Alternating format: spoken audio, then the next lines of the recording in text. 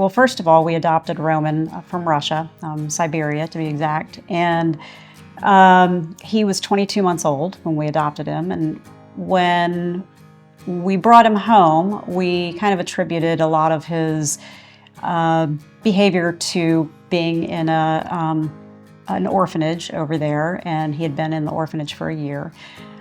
But as time went by, we realized that there was some underlying issue. And after going to many different doctors, we finally had someone diagnose him with fetal alcohol syndrome.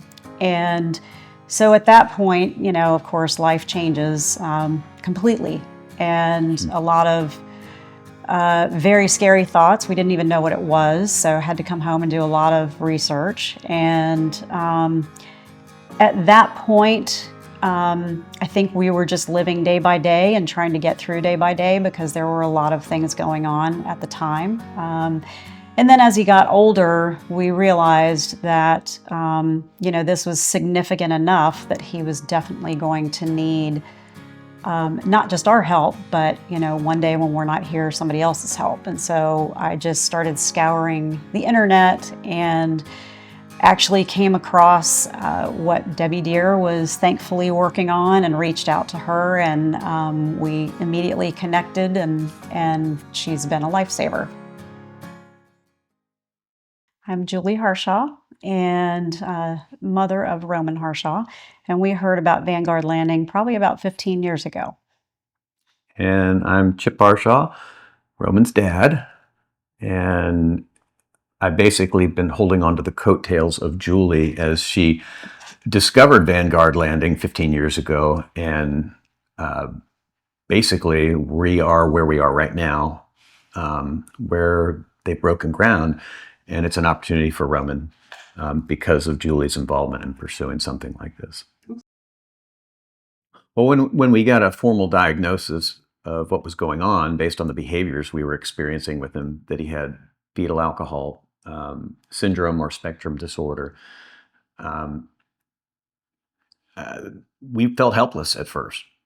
We didn't really know much about it. And it's amazing when I guess you hear about people when they become sick with something or you discover something like this, suddenly you become an expert. Suddenly, at least with the resources that are on the internet, right? And in fact, I'll say that not only did we immerse ourselves in trying to learn about this, but Julie became a point of contact as a listserv. She created a listserv, and people were reaching out to her about, I've gone through an adoption as well, and we have something called fetal alcohol spectrum disorder. What do I do? So she was not just trying to look for something to help Roman and our family, but she became kind of a center point to help others. Even with that, we were very frightened.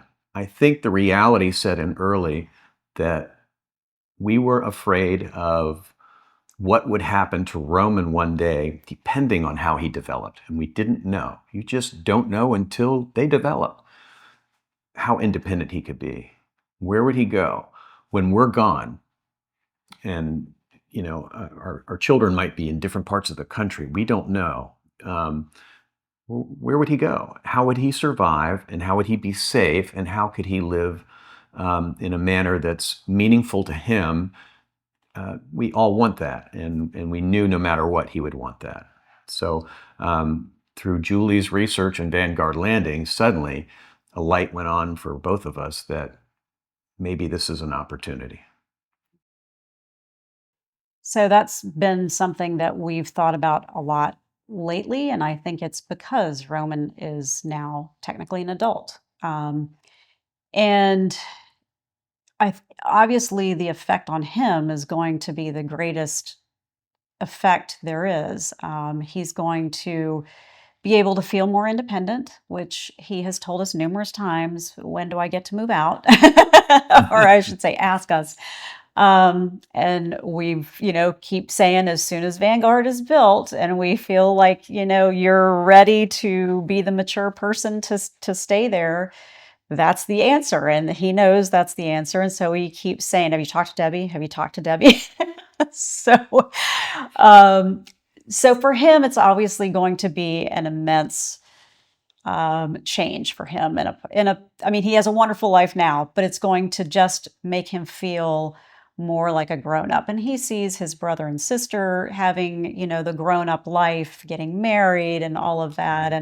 And he wants to be able to move forward with his life and not be, you know, back with his parents and feeling like, a little kid. And so for him, he's going to be able to be much more independent, but still be safe at the same time. But it's, he's just going to feel more like an adult with a normal life. And that's all we've ever wanted for him is to feel like he's having his best life and he's maturing and that he can be as independent as possible. And that's what every parent wants for their child.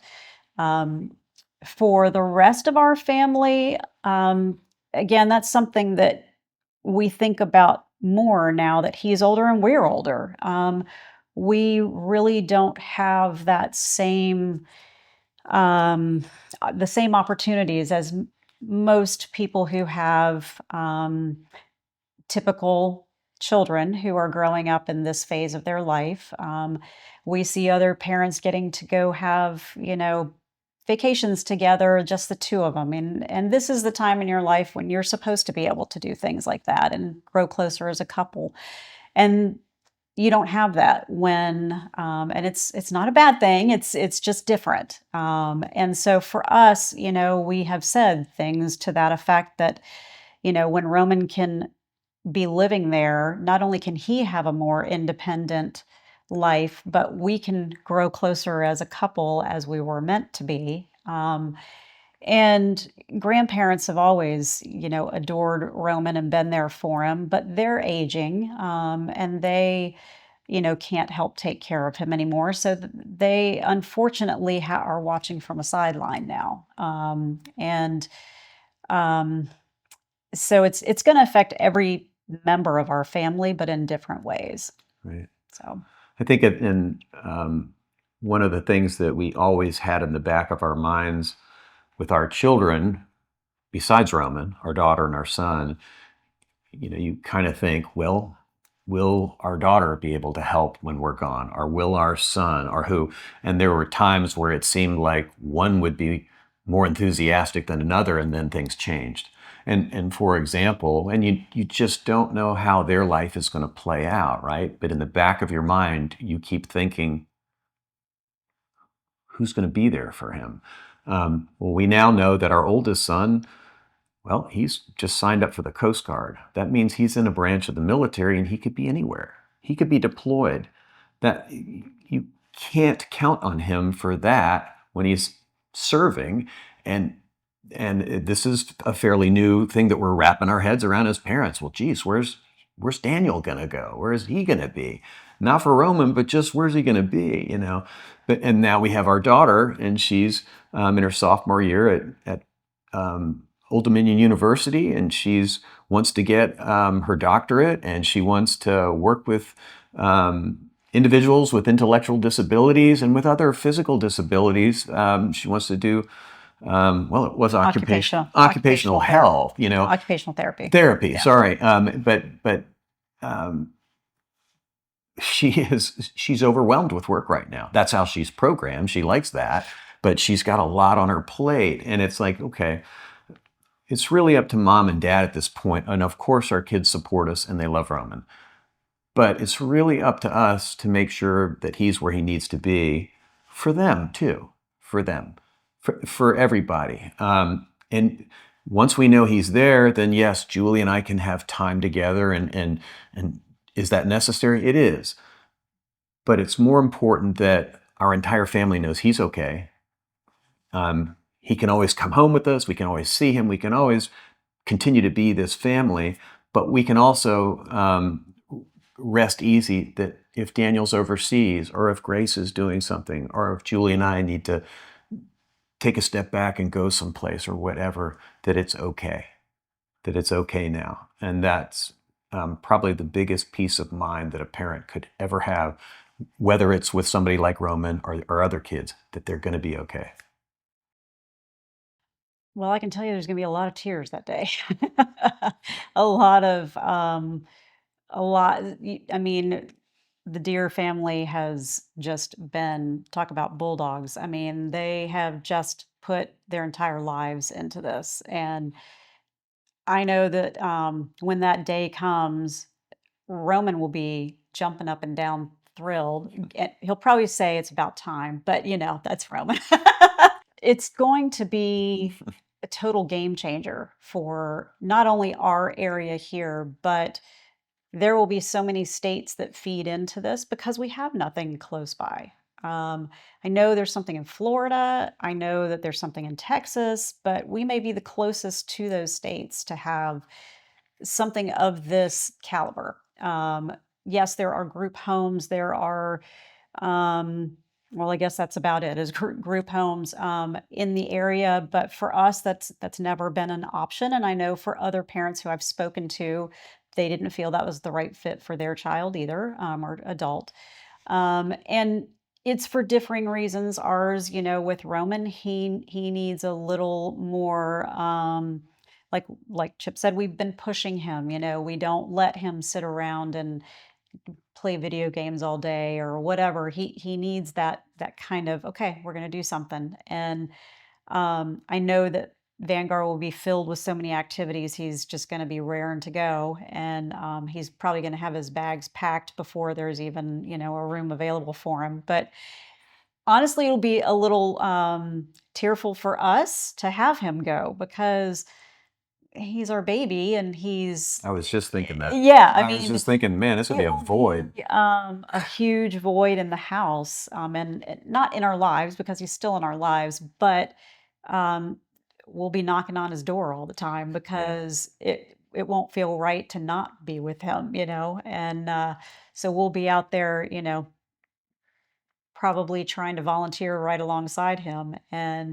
But yeah, it's going to be a game changer for all, not just Virginia Beach, but Virginia. And so and really it's important for those without special needs children to understand this because so many times I've said, if people could walk a mile in the shoes of a parent of a special needs child or adult, they would go, "Oh my gosh, I had no idea it was like this. I had no idea that your life literally revolves around that child." And That adult. that adult child, yes. Yeah, whatever. And that it becomes a literal getting them almost becoming their concierge. They're setting up their entire day so that they are stimulated in some way, and bringing them places, becoming the limousine for them, becoming it's not like a child who moves out when they're 18 or 20 and starts their own life. It's an ongoing every single day. And if those people who could just see what this will do for parents like us, and there's so many of us, they would be going, "Oh my gosh, we can't wait for this to open." And I think that the general population misses that. They don't get the opportunity to see that. And so I hope that they will, once Vanguard Landing is open and it's out there with commercials and seeing these adults do incredible things, that to us it's completely like it just fills our hearts knowing that they can go have that life because it's hard being the parent of a child when you feel like they may not have a life that they feel is important, and you want that. So Don't give up. I yeah, mean, don't give up. First of all, this is, look, we would all go through the same thing whether we were diagnosed with some sickness that's serious or whatever. That's your initial reaction.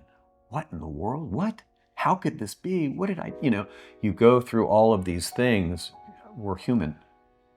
This wasn't in our plan, right? We didn't, this wasn't our plan, and then suddenly, you learn you're not alone. That there is a community here, which was one of the best resources I think that we learned pretty quickly that there were other people in the area that were going through similar things. And we started to meet some of them. And that was such an enormous amount of support because we weren't alone. It was very hard to share what we were going through with our friends that didn't have kids with intellectual disabilities. They didn't get it. They thought Roman was, hey, Roman is, oh yeah. When he's 5, hey, Roman, how's it going, buddy? When he's 22, it's a little different, you know? And it's like, wow, the Harshaws are still, well, we've changed since he was 5. It's not like, oh my gosh, what do we do? It's more like we've got things figured out now. We found our resources. We found hope. We found a future. We found a place like Vanguard Landing. We found city resources. We've made relationships with people through the Department of Social Services that have helped to guide us. We found Special Olympics and become a part of it. We found Challenger Baseball through the city of Virginia Beach. Mm-hmm. That was my first coaching gig with these groups. And those were outlets to meet people. And it was through those meetings and getting to know people that it offered Julie and I the opportunity to share what's inside that you can't share with people that aren't in the same situation, those friends that you have. Yeah, I agree. So we created new people, yeah, a new friend group, if you would. Yeah, and I think, you know, what Chip said, that in the very beginning, don't do it alone. Parents always have this, oh my gosh, what did I do to deserve this type thing? And I'm not gonna say we didn't. We obviously were like, we don't even understand this. You know, we were told that, you know, he was one way, now we're finding another. You know, what did we do?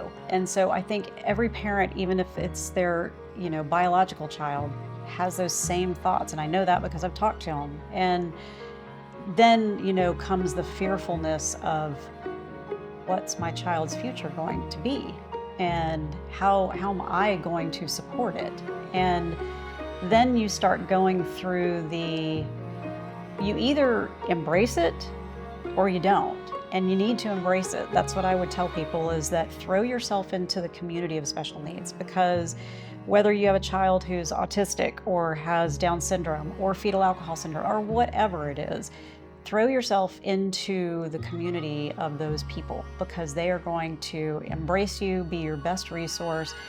And without Roman, we wouldn't even be a part of this world of special needs. And while in the beginning we couldn't see that, it has become the biggest blessing in our lives, because these people are real people. They are people who are there for you. They will bend over backwards for you. They will support you. You know, some of our best friends that are here in the neighborhood, they have a child who has Down syndrome, and he's in his 30s, and we connect with them like no other, you know? I mean, we can just say, hey, we need to talk. Let's go grab a margarita and we're gonna go chat.